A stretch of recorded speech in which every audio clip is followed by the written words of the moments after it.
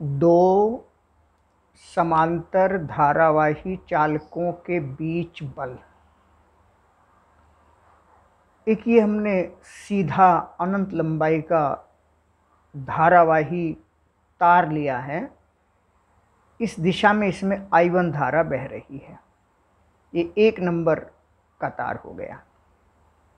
इसी के समांतर एक दूसरा तार R दूरी पर जिसमें धारा I2 बह रही है, 2 नंबर का तार।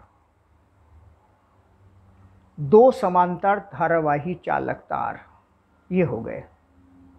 इनके बीच बल। अब देखते हैं कि जो हमने अभी तक जाना है उसके आधार पर क्या होगा। हमने जाना है बायो-सेवर्ट नियम, एम्पियर सर्कुटल लॉ, और उनके आधार पर हमने सीधे लंबे धारावाही तार के समीप R दूरी पर चुंबकीय क्षेत्र का मान निकाला था। B बराबर μ0 I/2πr। μ0/2π I1/r हो गया। यहाँ I1 धारा के कारण R दूरी पर क्रॉस का निशान लगाया है। चुंबकीय क्षेत्र की दिशा दाएं हाथ की हथेली के नियम से ज्ञात की जाती है।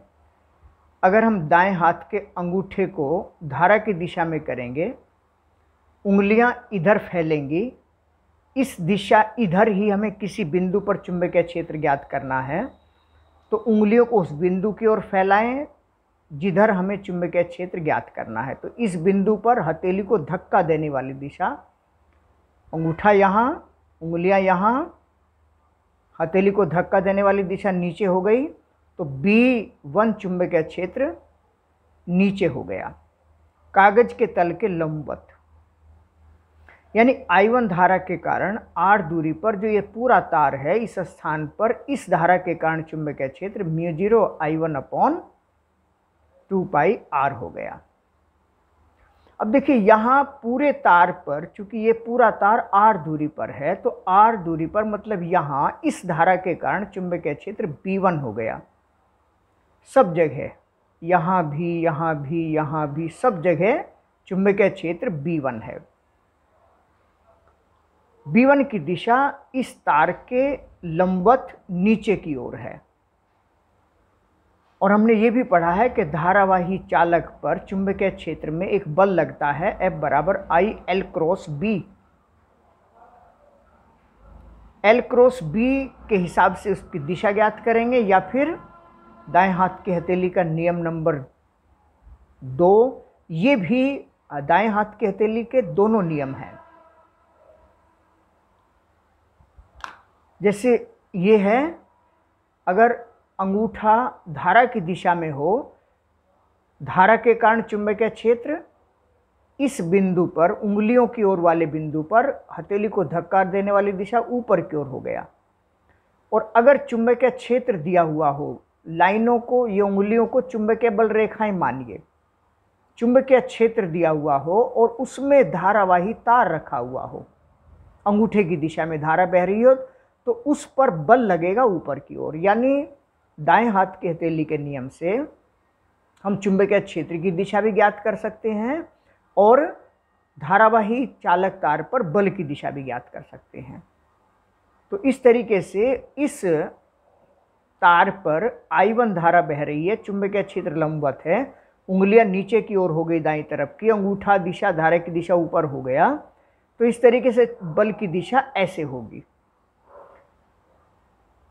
बल का मान जैसे कि अभी सूत्र बताया, IL क्रॉस B होता है, ILB साइन थीटा होता है, तो थीटा का मान तो 90 डिग्री हो गया, चुंबकीय क्षेत्र और धारावाही चालक DL लंबाई के बीच का कोण। तो B1 का मान μ0 I1/2πr, और L लंबाई मान लेते हैं, यहाँ से L लंबाई ले लेते हैं चालक की, तो इस पर लगने वाला बल ILB1 साइन थीटा, साइन 90 हो जाएगा। बस I का मान हो गया, ये I2L, B1 का मान हमने यहाँ रख दिया, तो F21 हम इसे कह रहे हैं। F21 F2 force on 2 by first दूसरे चालक पर पहले चालक के कारण बल। पहले चालक तार में धारा, धारा के कारण यहाँ चुंबकीय क्षेत्र, चुंबकीय क्षेत्र के कारण इस पर बल। तो F2 force on second by first, ऐसे हम पहचान के लिए कर सकते हैं। तो F21 का मान हो गया ये μ0/2 pi I1 I2 upon R into L। एकांक लंबाई की बात करें तो L से डिवाइड कर देंगे, तो F21 upon L is equal to μ0/2 pi I1 I2 upon R। यानी पहले तार की धारा के कारण दूसरे तार की प्रति एकांक लंबाई पर लगने वाला बल ये हो गया, ये सूत्र आ गया।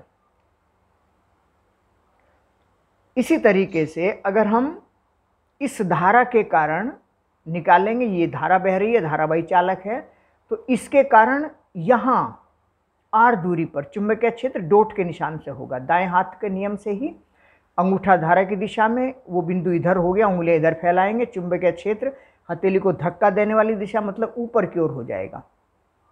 B2 μ0/2 पाई I2 अपॉन R, I2 धारा बह रही है, चुंबकीय क्षेत्र ऊपर, धारा ऐसे बह रही है, बल लगेगा चुंबकीय क्षेत्र में धारावाही चालक पर, और बल की दिशा वही दाएं हाथ के हथेली के नियम से, अंगूठा धारा की दिशा में, उंगलियों को चुंबकीय क्षेत्र ऊपर की ओर करेंगे। तो जब अंगूठा धारा की दिशा में उंगलियों को ऊपर करेंगे तो बल इधर हो जाएगा। यानी पहले तार की धारा के कारण दूसरे तार पर चुंबकीय क्षेत्र उत्पन्न हो रहा है, चुंबकीय क्षेत्र के कारण धारावाही चालक पर बल लग रहा है। एकांक लंबाई पर बल का मान हमने ये निकाल लिया है। इसी तरीके से इस धारा के कारण चुंबकीय क्षेत्र यहाँ B2 कह लीजिए μ0/2 पाई I2 अपॉन R होगा, और इस चुंबकीय क्षेत्र के कारण I1 धारा वाले L लंबाई के चालक पर बल निकालेंगे ILB साइन थीटा से। एकांक लंबाई पर बल निकालेंगे तो ये आ जाएगा F12 upon L is equal to μ0/2 pi I1 I2 upon R, ये आ जाएगा। यानी प्रत्येक तार की एकांक लंबाई पर लगने वाला बल समान आ रहा है। ये देखो दोनों बिल्कुल समान आ रहे हैं, तो प्रत्येक तार की एकांक लंबाई पर लगने वाला बल μ0/2 pi I1 I2 upon R हो गया। धारा एक दिशा में होने पर बल आकर्षण होता है और विपरीत दिशा में होने पर बल प्रतिकर्षण होगा। जैसे देखिए यहाँ देखो, धारा के कारण चुंबकीय क्षेत्र की दिशा, चुंबकीय क्षेत्र में धारावाही चालक पर बल, कुंडली के केंद्र पर चुंबकीय क्षेत्र का मान, उसकी दिशा, लूप खंड के कारण, धारावाही परिंडलिका के कारण, टोरॉइड के कारण। ये थोड़ी सी जानकारी है, थोड़ी सी इसलिए हम कह रहे हैं कि हर नए टॉपिक में छोटी सी जानकारी नहीं होती है, बाकी 90% पुराना ही होता है। इस बात को नहीं भूलना चाहिए। ये सब चीज़ें याद नहीं करने की हैं, इसमें systematic, science is a systematic knowledge. तो देखिए धारा I1 इधर बह रही है, इसके कारण यहाँ चुंबकीय क्षेत्र नीचे की ओर होगा ही, और जब चुंबकीय क्षेत्र नीचे और धारा इधर बह रही है तो दाएं हाथ के हथेली के नियम से बल बाहर की ओर लगेगा। इस धारा I2 के कारण यहाँ चुंबकीय क्षेत्र क्रॉस के निशान से होगा, और चुंबकीय क्षेत्र क्रॉस के निशान से मतलब ऊर्ध्वाधर नीचे की ओर, और नीचे की ओर चुंबकीय क्षेत्र, धारा इधर तो बल बाहर होगा। यानी अगर एक ही दिशा में धारा बह रही है तो बल आकर्षण हो गए। इस तार की धारा के कारण इस पर बल इधर, इस तार की धारा के कारण इस पर बल इधर, यानी ये दोनों एक दूसरे को आकर्षित कर रहे हैं और ये एक दूसरे के देखो प्रतिकर्षित कर रहे हैं। तो अगर एक ही दिशा में धारा बहती है, दो समांतर सीधे वाही चालक तारों के बीच एक ही दिशा में धारा है तो वे आकर्षित करेंगे, और अगर विपरीत दिशा में धारा है तो वे प्रतिकर्षित करेंगे।